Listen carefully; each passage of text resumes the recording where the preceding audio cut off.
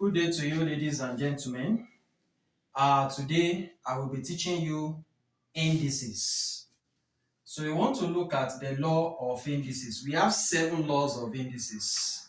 So I will be explaining it step by step, one after the other. So law number 1. Law number 1 states that x raised to power a multiplied by x raised to power b. This is the first law of indices. If we have x raised to power a multiplied by x raised to power b, it will be equal to x raised to power a plus b, which means that this multiplication sign will change to addition. But when we have something like this, x raised to power a multiplied by y raised to power b, it is not equal to, this is the meaning of this sign is that it is not equal to x raised to power a plus b. The reason is that this is x, this is y. The two are not the same. So let's look at one example. When we have example 1, if we have 2 raised to power 2 multiplied by 2 raised to power 1, what is the meaning of this? The meaning of this is that 2 raised to power 2 plus 1, which is 2 raised to power 3. And what is the meaning of 2 raised to power 3? It is 2 multiplied by 2 multiplied by 2. That is 8. 2 in 3 places. That is 2 times 2 times 2. That will be equal to 8. So that is law number 1. The second law. X raised to power a divided by x raised to power b. X raised to power a divided by x raised to power b. This division will change to subtraction. That will be x raised to power a minus b. This is the second law of indices. So the example, if we have 2 raised to power 3 divided by 2 raised to power 2, we are going to subtract the power because this is division. So it's going to become 2 raised to power 3 minus 2. And the answer will be 2 raised to power 1. So that is the second law of indices. Now let's look at the third law. The third law of indices. X raised to power 0 is 1. Anything raised to power 0 is 1. If it is 1 raised to power 0, that is 1. 3 raised to power 0, that is 1. 4 raised to power 0 is 1. The fourth law. X raised to power minus 1. If we have x raised to power minus 1, x raised to power minus 1 will become 1 divided by x raised to power 1. To remove this negative sign, we are going to introduce 1. That will be 1 raised to power 1 divided by x raised to power 1. So if we have the example on it, if we have 2 raised to power minus 1, 2 raised to power minus 1 will become 1 divided by 2 raised to power 1.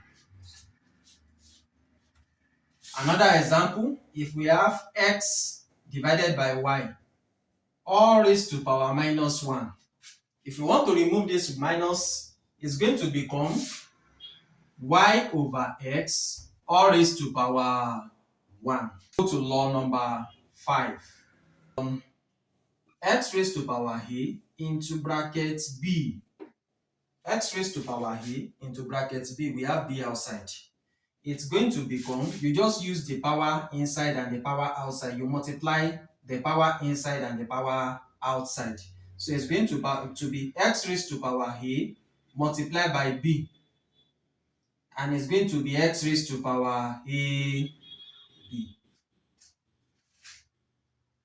I hope you are getting the way I'm explaining it one by one. So, law number 6 now. Law number 6. We have x raised to power 1 over A. If we have a fraction as a power, we introduce a square root. It's going to become square root of this x will be inside, A will be here, and 1 will be at the top. Are you getting the way I'm explaining it now? The last one, x raised to power A over B will become square root of x. This B will be here, and A will be at the top. Let me explain it one after the other again. We are looking at the law of indices. That's where we want to start from. The first law states that x raised to power A multiplied by x raised to power B is equal to x raised to power A plus B.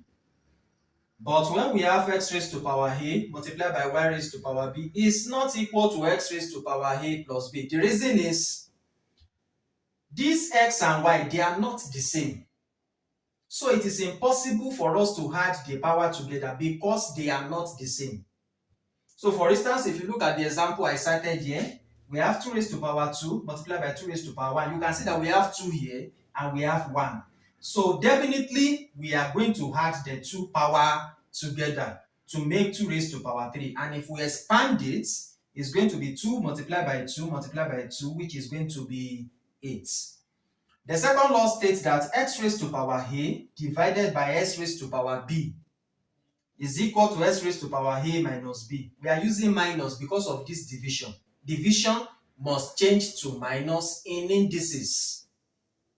So the example there is that 2 raised to power 3 divided by 2 raised to power 2 is going to be 2 raised to power 3 minus 2. We are going to subtract this power. So it's going to be 2 raised to power 1. And the third law is x raised to power 0 is equal to 1. Anything raised to power 0 is 1. Even if it is 1000 raised to power 0 is 1. 2000 raised to power 0 is 1. 3000 raised to power 0 is 1. The fourth law, x raised to power minus 1. When we have negative power, for us to remove the negative, what we are going to do is that we introduce 1 at the numerator. And this x raised to power minus 1 will come down to the denominator. The negative sign will disappear. So for instance, look at this example. 2 raised to power minus 1 will become 1 divided by 2 raised to power. The negative will disappear because we've already introduced 1 as the numerator. Now, if you look at the second one, x divided by y, all raised to power minus 1. If we want to remove this negative, we are going to interchange. Y will come to numerator, yx will come to denominator. The power will be 1, negative sign will disappear because we've interchanged. The fifth law, x raised to power A, close brackets, all raised to power B. We are going to multiply the 2 power together, the power inside and the power outside. We are going to multiply them. And it's going to become x raised to power A multiplied by B. And that will be x raised to power AB.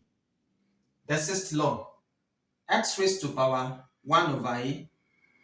You can see we have fraction as a power. As a result of that, we are going to introduce a square root. X will be inside the square root, A will be here, all raised to power 1. The last one, x raised to power A divided by B, is just like the sixth law. We also introduce a square root, x will be inside the square root, then B will be here, and A will be outside as a power. Do you understand it? If you have any question concerning the law and how to apply them, you can drop your question in the comments section. God bless you.